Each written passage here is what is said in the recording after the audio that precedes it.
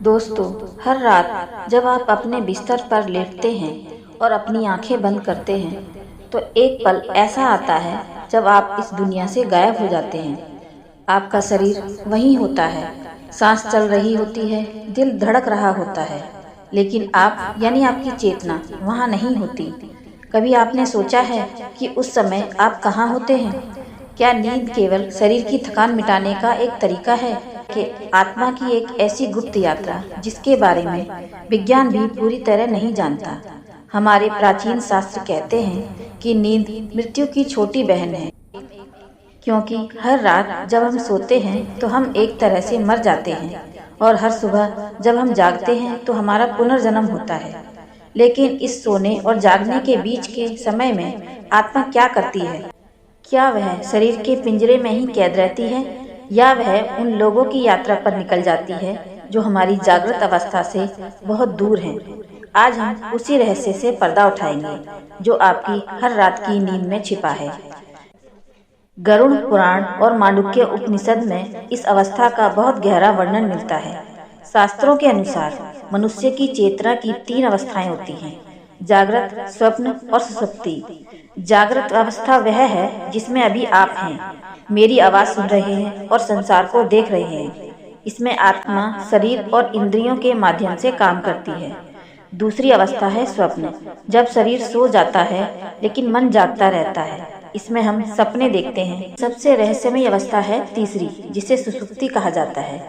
यह वह अवस्था है जिसे हम गहरी नींद कहते हैं, जहाँ ना कोई सपना होता है, ना कोई विचार, बस एक गहरा सन्नाटा और अंधकार होता है। विज्ञान कहता है यह वह समय है जब दिमाग पूरी तरह शांत होता है, लेकिन अध्यात्म कहता है कि यही वह समय है जब आत्मा अपने शरीर के बंधनों को ढीला कर देती है और सूक्ष्म लोकों की यात्रा पर निकल जाती है। क्या आपके साथ कभी ऐसा हुआ है कि आप गहरी नींद में हों और अचानक आपको एक जोरदार झटका लगे, जैसे आप किसी ऊंचाई से गिर रहे हों और आपकी आंखें खुल जाएं, आपका दिल जोर जोर से धड़क रहा हो और आप घबरा जाएं? विज्ञान इसे हिप्निक जर्क कहता है और इसे मांसपेशियों का खिंचाव मानता है, लेकिन आत्म रहस्य की दृष्टि से यह कुछ और है। यह वह क्षण होता है जब आपकी आत्मा शरीर से बाहर निकलकर यात्रा कर रही होती है और अचानक किसी बाहरी आवाज या गड़बड़ी के कारण उसे बहुत तेजी से शरीर में वापस लौटना पड़ता है। आत्मा और शरीर का यह मिलाप इतना तेज होता है कि शरीर को एक झटका लगता है। यह इस बात का सबसे बड़ा सबूत है कि नींद में आत्मा शरीर से थोड़ा अलग हो जाती है। वेद कहते हैं कि आत्मा कभी नहीं सोती, सोना केवल शरीर और मन का स्वभाव है। आत्मा तो साक्षी है, वह निरंतर जागृत है।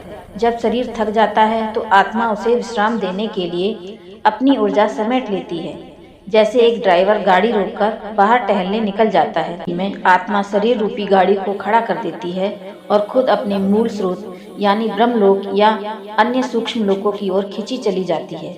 यही कारण है कि जब हम बहुत गहरी नींद से जागते हैं तो हमें एक अजीब सी शांति और ताजगी महसूस होती है। यह ताजगी केवल शारीरिक आराम की नहीं होती, यह उस दिव्य ऊर्जा की होती है जो आत्मा की यात्रा से लौटी है। लेकिन यहाँ एक बहुत बड़ा प्रश्न उठता है, अगर हम हर रात किसी और लोक में जाते हैं, अगर हम देवी देवताओं या अपने पितरों से मिलते हैं, तो हमें सुबह तक कुछ याद क्यों नहीं रहता? हम सब कुछ क्यों भूल जाते हैं? इसका उत्तर हमारे शास्त्रों में माया के आवरण के रूप में दिया गया है। जैसे बच्चा गर्भ में सब जानता है, लेकिन जन्म लेते ही रोता है और सब भूल जाता है, वैसे ही जब आत्मा सुषुप्ति लोक से वापस शरीर में प्रवेश करती है तो उसे विस्मरण का टीका लगा दिया जाता है। वह भूलना जरूरी है, क्योंकि अगर आपको रात की यात्रा याद रही, अगर आपको वह स्वतंत्रता याद रही जो शरीर के बाहर है, तो आप इस भौतिक दुनिया में वापस लौटना नहीं चाहेंगे। आप इस शरीर की सीमाओं में घुटने लगेंगे। इसलिए प्रकृति ने यह अवस्था बनाई है। आप यात्रा तो करें, ऊर्जा तो लाएं, लेकिन यादें वहीं छोड़ आएं। फिर भी कुछ यादें छूट जाती हैं, जिन्हें हम सपने कहते हैं। कभी कभी आपको ऐसा सपना आता है जो बहुत वास्तविक लगता है। आप किसी सुंदर जगह पर हैं, हवा में उड़ रहे हैं, या किसी ऐसे व्यक्ति से मिल रहे हैं जो अब इस दुनिया में नहीं है, और आप जागते हैं तो आपको लगता है कि वह सपना नहीं था, यह सब सच था। गरुड़ पुराण के अनुसार यह सच में आत्मा की यात्रा के अंश होते हैं। जब आत्मा शरीर से निकलती है तो वह समय और स्थान की सीमाओं से परे हो जाती है।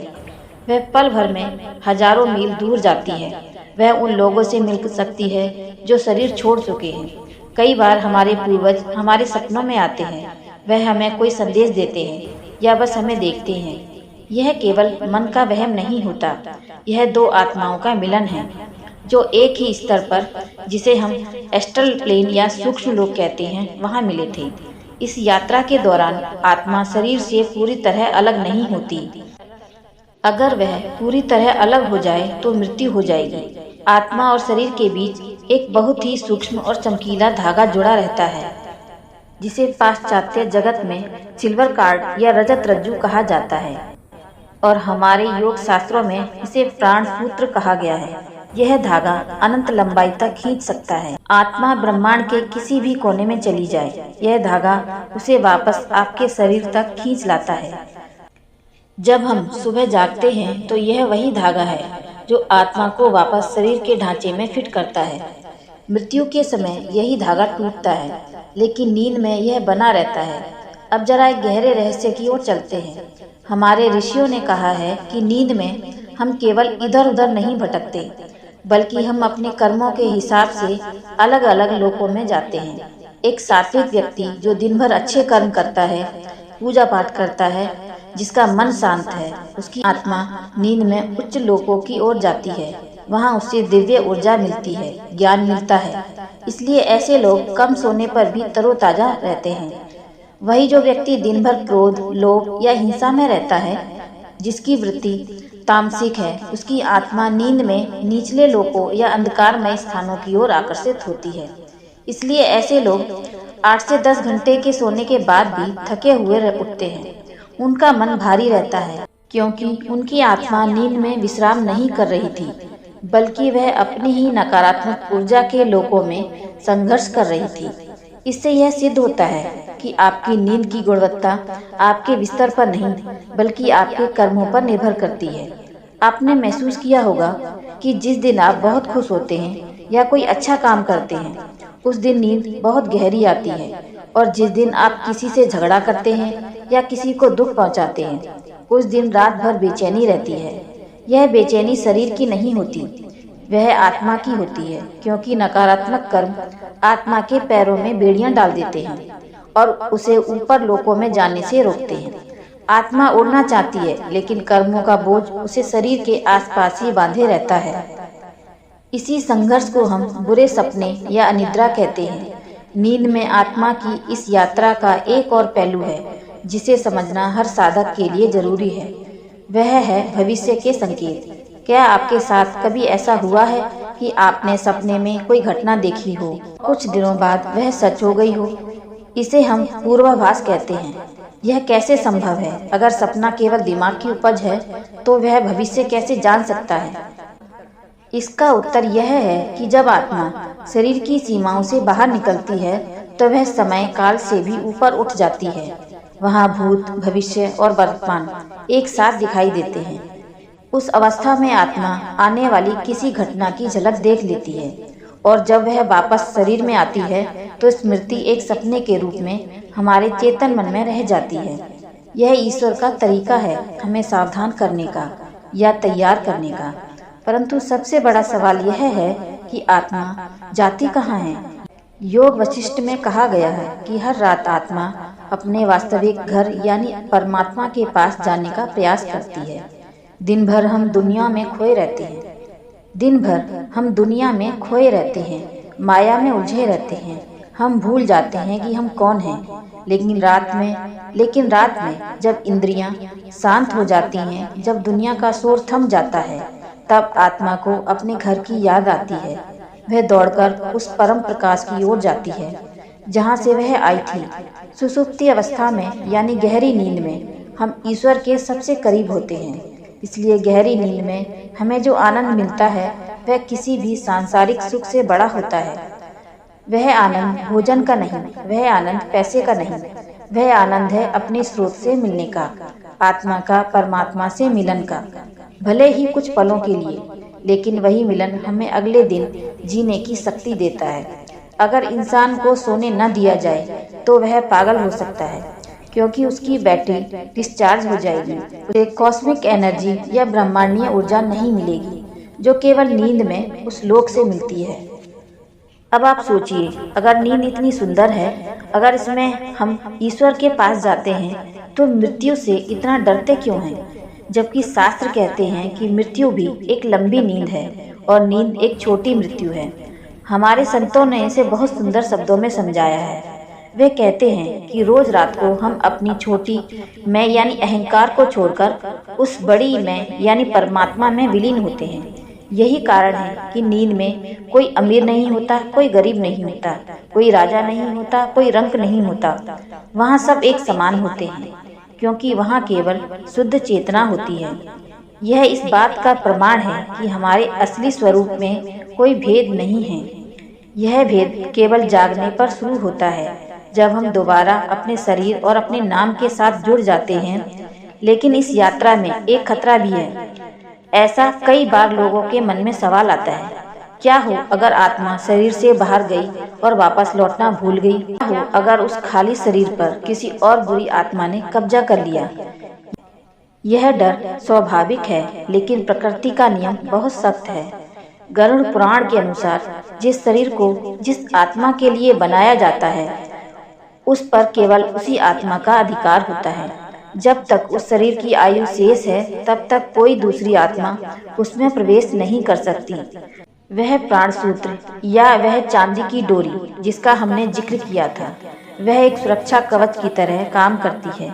वह आत्मा को भटकने नहीं देती, चाहे आत्मा कितनी भी दूर लोक में चली जाए। जैसे शरीर को खतरे का आभास होता है या जैसे ही सुबह होती है, आत्मा को एक सेकंड के 1000वें हिस्से में वापस खींच लिया जाता है। फिर भी हमारे बुजुर्ग हमेशा कहते हैं कि सोते समय दिशा का ध्यान रखना चाहिए। दक्षिण दिशा की ओर पैर करके नहीं सोना चाहिए या सूर्यास्त के समय नहीं सोना चाहिए। इसके पीछे भी यही आत्मिक विज्ञान काम करता है। संध्या काल में वह समय होता है जब दिन और रात मिलते हैं। इस समय वायुमंडल में बहुत सारी अतृप्त आत्माएं और नकारात्मक शक्तियां सक्रिय होती हैं। यदि आप इस समय सोते हैं तो आपकी आत्मा शरीर से बाहर निकलकर इन नकारात्मक शक्तियों के संपर्क में आ सकती है। इससे बुरे सपने आते हैं, मन अशांत होता है और कई बार शरीर में भारीपन महसूस होता है, जिसे हम स्लीप पैरालिसिस कहते हैं। विज्ञान इसे दिमाग की अवस्था मानता है, लेकिन आध्यात्मिक रूप से यह एक स्थिति है जब आत्मा शरीर में लौटने की कोशिश कर रही है, लेकिन कोई नकारात्मक ऊर्जा उसे रोक रही है या दबा रही है। इसलिए हमारे शास्त्रों में सोने के नियम बनाए गए हैं ताकि आपकी रात की यात्रा सुरक्षित रहे। अब एक बहुत ही रोचक विषय पर आते हैं। वह है सपनों में मरे हुए लोगों का आना। यह नींद की अवस्था का सबसे भावुक पहलू है। जब हम जागते हैं तो हमारे और पितरों के बीच एक दीवार होती है।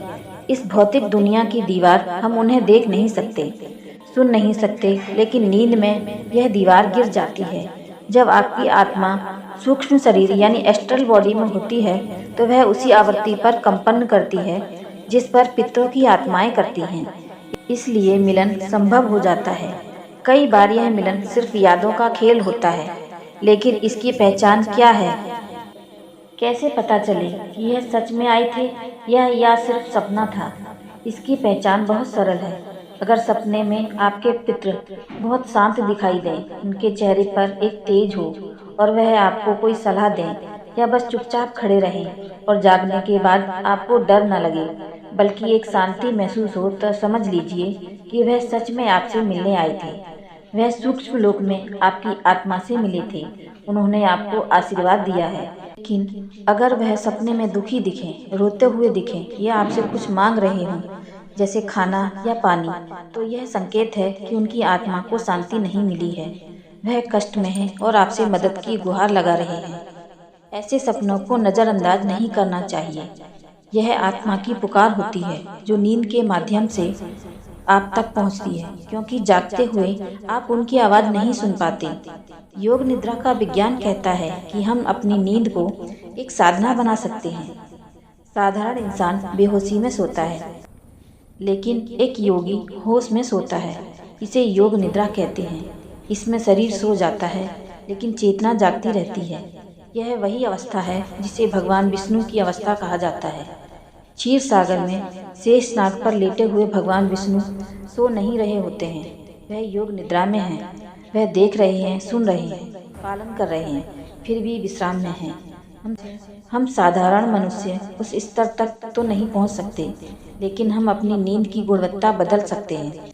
और इसका तरीका बहुत ही आसान है और यह तरीका आपकी ज़िंदगी बदल सकता है। सोने से ठीक पहले के 10 मिनट सबसे महत्वपूर्ण होते हैं। यही वह समय है जो तय करता है कि आपकी आत्मा रात भर कहाँ यात्रा करेगी।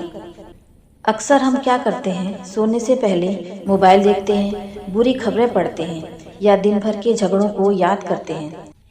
इसका परिणाम यह होता है कि हम नकारात्मक विचारों के साथ नींद में जाते हैं। हमारी आत्मा रात भर उन्हीं नकारात्मक लोगों के चक्कर लगाती रहती है और हम सुबह थके हुए उठते हैं।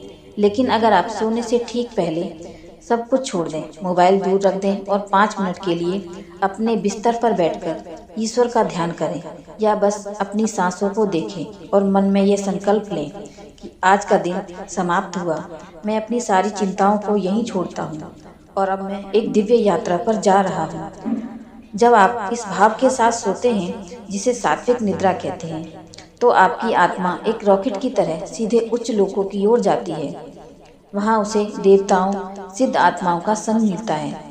वहाँ से वह ऐसा ज्ञान लेकर लौटती है जो जागने पर आपको अचानक सूझता है।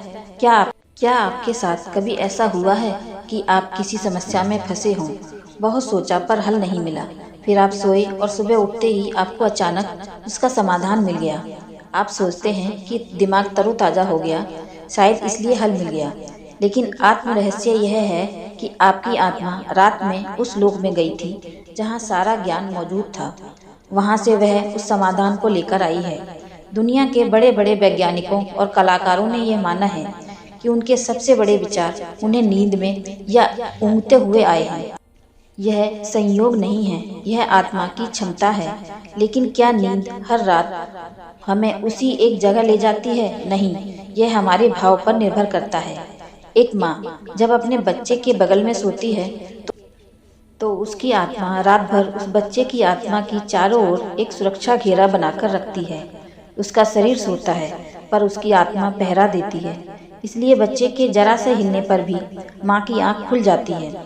यह कोई बायोलॉजिकल अलार्म नहीं है, यह आत्मिक कनेक्शन है। इसी तरह जब हम किसी से बहुत प्रेम करते हैं तो नींद में हमारी आत्माएं अक्सर एक दूसरे से मिलती हैं। इसलिए प्रेमी अक्सर कहते हैं कि उन्होंने एक जैसा सपना देखा या एक ही समय पर एक दूसरे को याद किया। नींद में दूरियां मिट जाती हैं। वहाँ ना कोई वीजा लगता है, ना टिकट। आत्मा बस संकल्प मात्र से वहाँ पहुँच जाती है जहाँ उसका प्रेम है। गरुड़ पुराण में एक और गहरा राज छिपा है। वह कहता है कि जो लोग मृत्यु के बहुत करीब होते हैं, यानी जिनका समय पूरा होने वाला होता है, उनकी नींद का पैटर्न बदल जाता है। वह या तो बहुत ज़्यादा सोने लगते हैं या उनकी नींद बिल्कुल उड़ जाती है। इसलिए ऐसा होता है क्योंकि उनकी आत्मा धीरे धीरे शरीर से अपना बंधन ढीला करना शुरू कर देती है। वह उस लोक की तैयारी शुरू कर देती है जहाँ उसे हमेशा के लिए जाना है। ऐसे लोगों को अक्सर सपने में अपने मरे हुए रिश्तेदार दिखते हैं। वह उन्हें लेने आने लगते हैं। यह डरावना नहीं है, यह आत्मा का स्वागत समारोह है। नींद उन्हें रिहर्सल करवाती है कि कैसे शरीर छोड़ना है, ताकि जब अंतिम समय आए तो उन्हें डर न लगे। नींद एक वरदान है जिसे हम समझ नहीं पाते। हम इसे सिर्फ समय की बर्बादी समझते हैं। हमें लगता है कि अगर हम कम सोएंगे तो ज़्यादा काम करेंगे, लेकिन हम भूल जाते हैं कि शरीर मशीन नहीं है और आत्मा गुलाम नहीं है। उसे हर रात अपने घर जाना होता है। उसे हर रात अपनी बैटरी चार्ज करनी होती है। अगर हम उसे यह मौका नहीं देंगे तो हम अंदर तक खाली होते जाएंगे।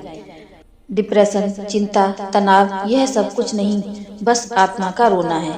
वह चीख चीख कर कह रही है कि मुझे विश्राम चाहिए, मुझे स्रोत से मिलने दो, मुझे उस लोक में जाने दो जहाँ शांति है। तो सवाल यह है कि हम अपनी रात की यात्रा को कैसे सुधारें। कैसे हम सुनिश्चित करें कि हम हर रात नर्क या अंधकार में नहीं बल्कि स्वर्ग और प्रकाश में जाएं?